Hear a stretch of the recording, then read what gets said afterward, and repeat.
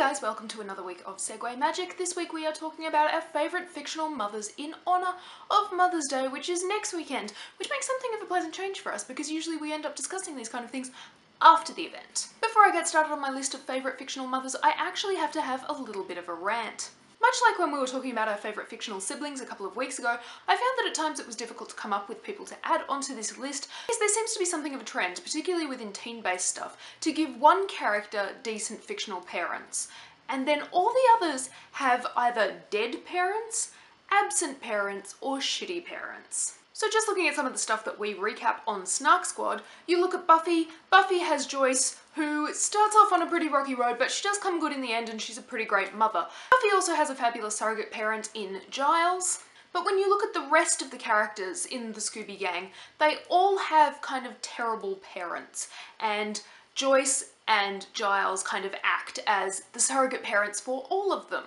Turning to Dawson's Creek, Dawson has decent parents. Jen's parents sent her to live with her grandmother because they didn't want to deal with her. Joey has a dead mother and a father who's in prison.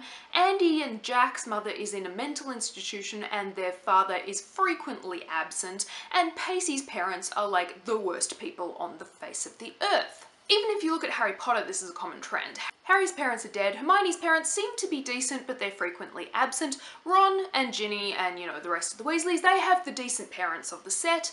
Neville's parents are in a mental institution and don't know who he is, and Luna has a dead mother and a kinda crazy father.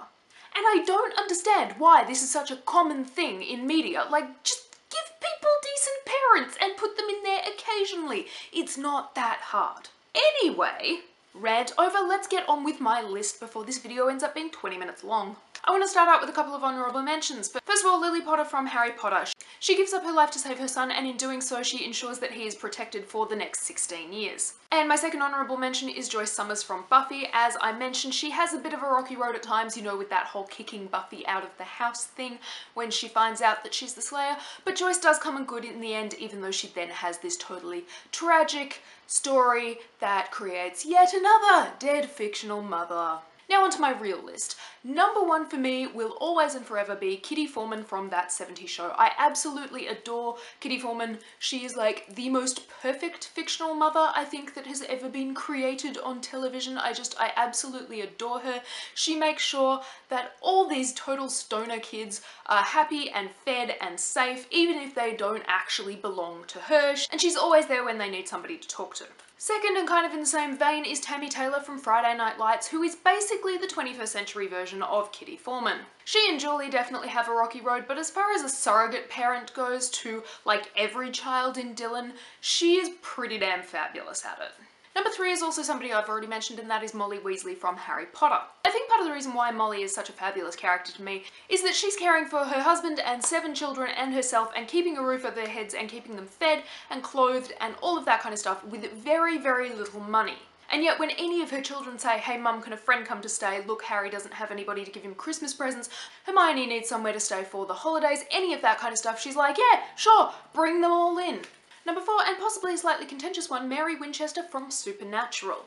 This is going to be a little bit spoilery, especially for you, Mari, because you haven't seen this far yet, but Mary goes out of her way to ensure that her children don't grow up in the life that she grew up in. And while she doesn't die saving her children the way that Lily Potter does, she does, as a ghost, save her children. So, she's kind of saving them from beyond the grave, and that's pretty damn cool.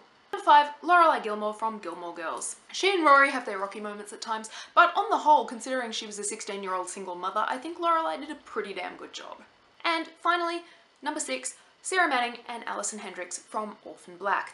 They have completely and utterly different parenting styles, but you know that they would protect their children no matter what it takes.